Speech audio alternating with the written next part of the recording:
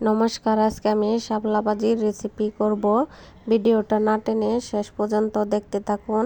এই শাপলা ভাজিটি খুবই কম সময়ে ভাজি করা যায়। যদি ভিডিওটা ভালো লাগে অবশ্যই লাইক, কমেন্ট, শেয়ার এবং সাবস্ক্রাইব করবেন। এখানে নিয়েছি শাপলা। আমি প্রথমে ছুলে ভালো করে ধুয়ে পরিষ্কার করে এরকম করে কেটে নিয়েছি। এখানে নিয়েছি পেঁয়াজ কুচি, রসুন কুচি আর কাঁচামরিচের ফালি। এখন কড়াই বসিয়ে দেব।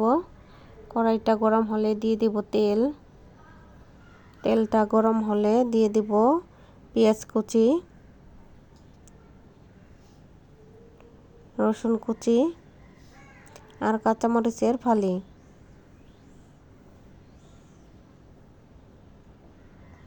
2-3 মিনিটের মতো ভেজে লাল করে নেব।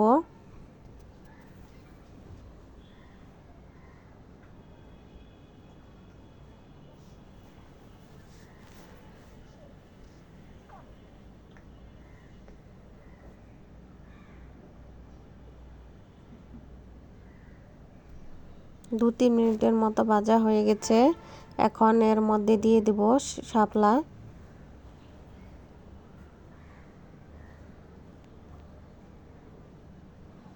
পেঁয়াজটা যাতে পুড়ে না যায়, এখন শাপলার সাথে পেঁয়াজটা নেড়ে চেড়ে ভালো করে মিশিয়ে নেব।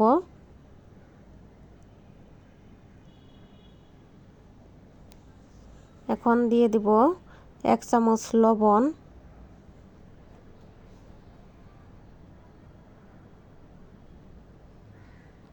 আর 1 চামচ হলুদ গুঁড়া।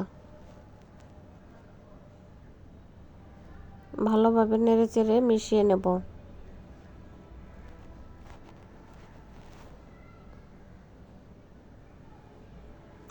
চুলার আঁচ মিডিয়ামে রেখে এভাবে নেড়ে চেড়ে ভেজে নেব শাপলা ভাজিটি।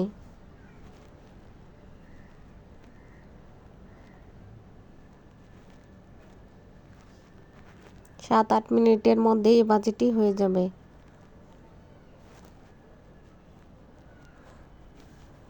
শাপলা থেকে পানি ছেড়ে দিয়েছে। এখন পানিটা শুকিয়ে নেব।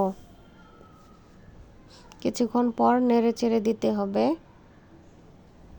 দেখুন পানিটি শুকিয়ে গেছে। শাপলা ভাজিটি আমার হয়ে গেছে। এখন নামিয়ে নেব।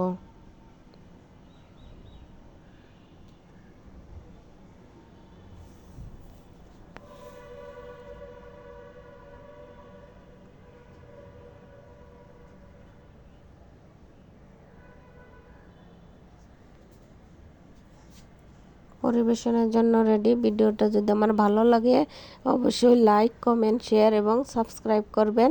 শেষ পর্যন্ত দেখার জন্য ধন্যবাদ।